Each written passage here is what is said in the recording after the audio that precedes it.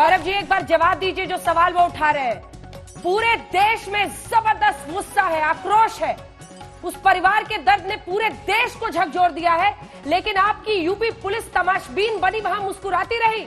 वो तस्वीरें दिखाइए जो 10 सबूत हमने इकट्ठा किए आज 6 बजे दिखाने के लिए अपने दर्शकों को। दिखाइए इनको कैसे माँ बाप सब एम्बुलेंस के सामने पल्लू बिछाकर बैठे रहे कि हमारी बेटी को एक बार घर ले जाने दो, एक अंतिम बार अपनी बेटी का चेहरा देखने दो। और पुलिस ने ये करने नहीं दिया, अंतिम संस्कार नहीं हुए उसके और सीधा उसको जला दिया। जवाब है आपके पास इसका? अंजना जी देखिए, पहले तो मैं आपत्ति दर्ज करता हूं कि ओवैसी जी की मानसिकता देखिए। वो कहते हैं ठाकुरों का राज, राज संविधान का होता है और हर नागरिक जो उत्तर प्रदेश का है उसको इंसाफ मिले, ये सुनिश्चित करने की जिम्मेदारी यशस्वी मुख्यमंत्री योगी आदित्यनाथ जी की है। और बड़े भारी मन से, बड़े दुख से ये जो हाथरस में मामला सामने आया है, ये बहुत ही पीड़ाजनक है। इसमें कोई राजनीति नहीं हो सकती, इसका कोई जस्टिफिकेशन नहीं हो सकता।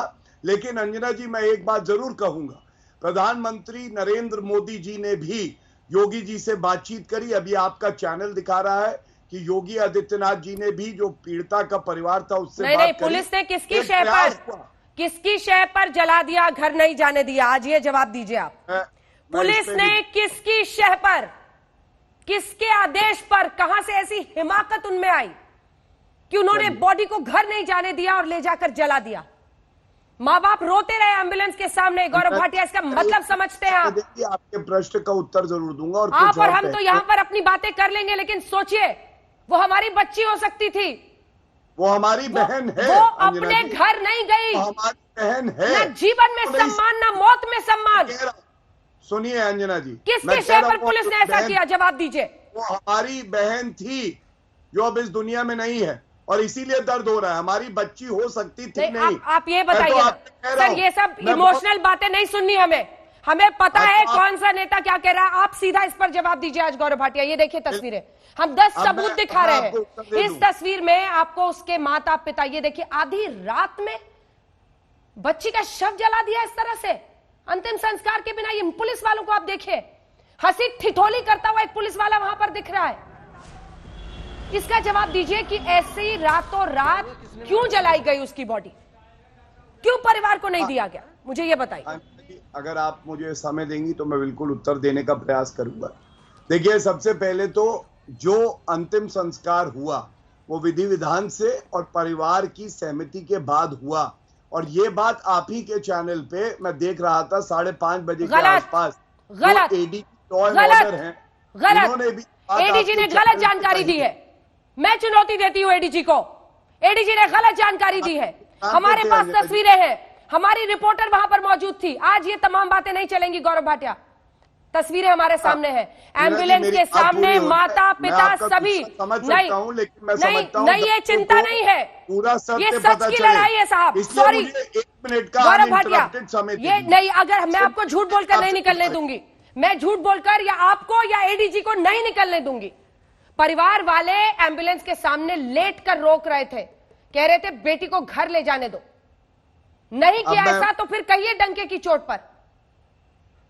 पेरेंट्स ने, माता पिता ने, गौरव भाटिया अगर आपको नहीं पता है आप सुन लीजिए, माता पिता ने और भाई ने उसके बाद, नहीं आप पहले फैक्ट सुनिए, आप फैक्ट सुनिए सर। माता पिता और भाई ने अपने आप को कमरे में बंद कर लिया सर, अपने आप को कमरे में बंद कर लिया कि पहले बेटी को घर लाओ, नहीं तो हम अंतिम संस्कार नहीं करेंगे। तब पुलिस ने ले जाकर जला दिया। अब मैं बोल लूं अगर आपकी इजाजत हो अंजना जी? बोलिए। धन्यवाद।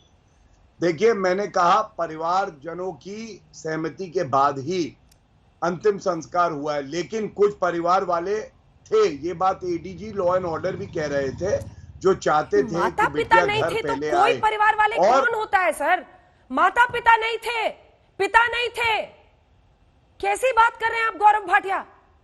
अंजना जी, आप क्या मुझे कह रही हैं कि एडीजी लॉ एंड ऑर्डर ने आपके कार्यक्रम में आके ये बात नहीं कही है? उन्होंने कहा कोई परिवार के रिश्तेदार की परिवारजन थे, रिश्तेदार नहीं कराते, पिता कराता है अपनी बेटी का अंतिम संस्कार। पता नहीं है आपको? रात के अंधेरे में अंतिम संस्कार ऐसे किया जाता है, और अंतिम संस्कार तो ढंग से हुआ भी नहीं। जो शव था वो इस स्थिति में नहीं था कि बहुत देर तक रोका जा सके, और परिवार वालों की सहमति के बाद ही उसका अंतिम संस्कार किया गया।